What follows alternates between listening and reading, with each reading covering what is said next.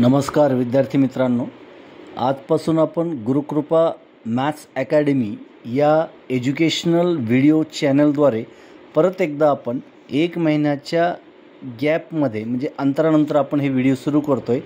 काही कारणामुळे 1 महिना मी व्हिडिओ करू शकलो नाही, त्याबद्दल क्षमा असावी. आणि आजपासून या गुढीपाडव्याच्या शुभमुहूर्तावर आपण जॉमेट्रीचं पार्ट्स सेकंडमधलं कोणते चॅप्टर्स आहेत, काय आहेत, त्याची एक छोटीशी आपण माहिती घेऊया. इंडेक्समध्ये पहा, चॅप्टर आहेत दिसत आहे तुम्हाला. सगळ्यात पहिले similarity, Pythagoras theorem, circle, geometrical construction, coordinate geometry, trigonometry आणि मेन्सुरेशन. हे टोटल 7 चॅप्टर आहे. यानंतर याच्यामध्येच आपल्याला जॉमेट्रीमध्ये दिसेल तुम्हाला हे थोडंसं डिस्क्रिप्शन दिलेलं आहे, ते पण आपण पाहू. जसं जॉमेट्रीमध्ये सिमिलर ट्रायंगल्स आणि सर्कल याचं दिलेलं आहे. याच्यामध्ये the students will be able to या ठिकाणी दिलेलं आहे. Solve example using properties of similar triangles, properties of congruent triangles and Pythagoras theorem याचं डिस्क्रिप्शन दिलेलं आहे. त्यानंतर सर्कलमध्ये construct similar triangle, be able to the use properties of chords and tangents, त्यानंतर be able to construct the tangents to a circle. याच्यामध्ये म्हणजे वर्तुळाला आपल्याला स्पर्शिका काढणे, वर्तुळाला छेदिका काढणे, त्याच्यानंतर एक्झाम्पल जे आपल्याला गुणधर्माच्या आधारावर एक्झाम्पल सॉल्व करणे, या टाईपचं या फर्स्ट सेशनमध्ये आहे. सेकंड सेशनमध्ये तुम्ही पाहू शकता कोऑर्डिनेट जॉमेट्री. कोऑर्डिनेट जॉमेट्रीमध्ये find the distance between 2 points, 2 बिंदूमधलं आपल्याला अंतर शोधणे. Find the coordinates of a point dividing a segment in a given ratio.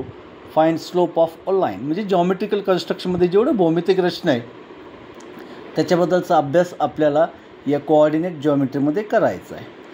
तिसरं सेक्शन आहे मेन्सुरेशन, ज्याच्यामध्ये सरफेस एरिया अँड व्हॉल्यूम, ज्याला आपण क्षेत्रफळ आणि घनफळ या दोन्हीही आपल्याला गोष्टी काढायच्या. जसं find the length of arc of a circle, म्हणजे जसं हे वर्तुळाचं आपल्याला परिघ काढायचं आहे. त्याच्यानंतर सेक्टर ऑफ सर्कल, वर्तुळखंड, वर्तुळाचे क्षेत्रफळ, या बऱ्याचशी वर्तुळाशी रिलेटेड आपल्याला काढायचं आहे.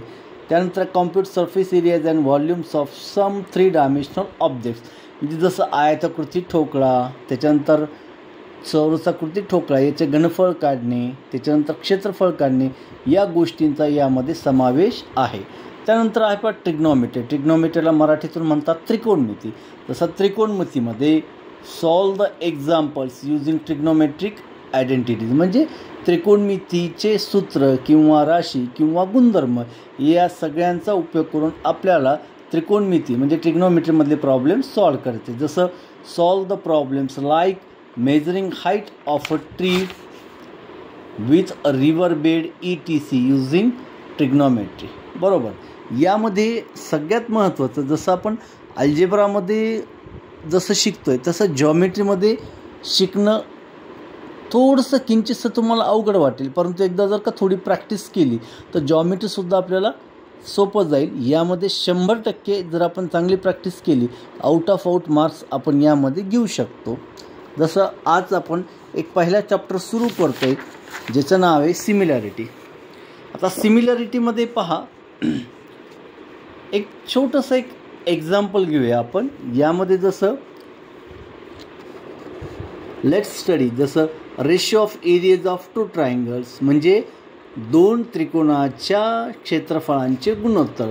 Converse of basic proportionality theorem, property of an angle bisector of a triangle, the ratio of the intercepts moved on the transversals by 3 parallel lines, basic proportionality theorem, tests of similarity of triangles, properties of areas of similar triangles. म्हणजे याच्यामध्ये सगळ्या प्रकारचे theorem आहेत, properties आहेत, म्हणजे त्याचा गुणधर्म आहे, सिद्धांत आहे, जो आपल्याला त्याचा चांगला अभ्यास करून, म्हणजे जसं मराठीमध्ये त्याला प्रमेय म्हणू, या सगळ्या गोष्टींचा चांगला अभ्यास करून आपण त्याला प्रॉब्लेम सॉल्व करू शकतो.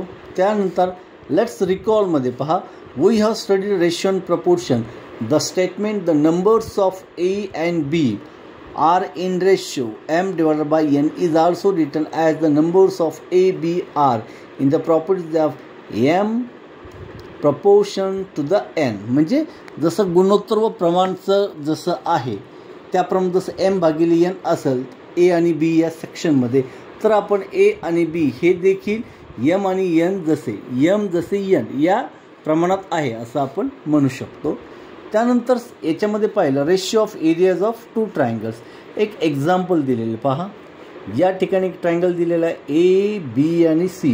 ए डी ही त्याची हाईट दिलेली. या ट्रायंगलमध्ये पी क्यू आर हा एक ट्रायंगल आहे. पी एस ही त्याची हाईट दिलेली. यामध्ये पाहायचं आहे आपल्याला ratio of areas of two triangle म्हणजे दोन त्रिकोणाच्या क्षेत्रफळांचे गुणोत्तर.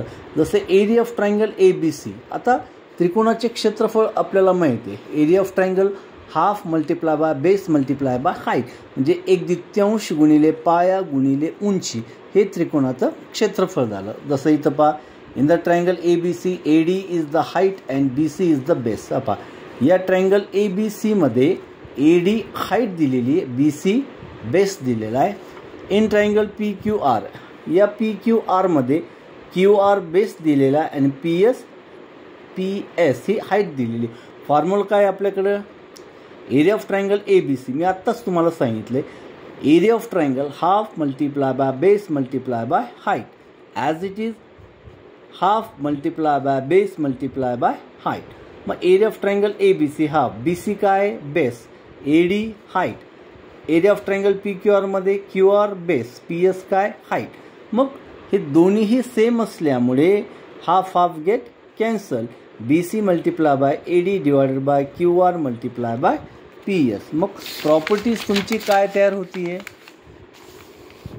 ते पाहूया. Half half get cancel. यानंतर area of triangle A B C divided by area of triangle P Q R is equal to B C multiply by A D divided by Q R multiply by P S. Hence the ratio of the areas of two triangles is equal to the ratio of the products of their base and corresponding heights.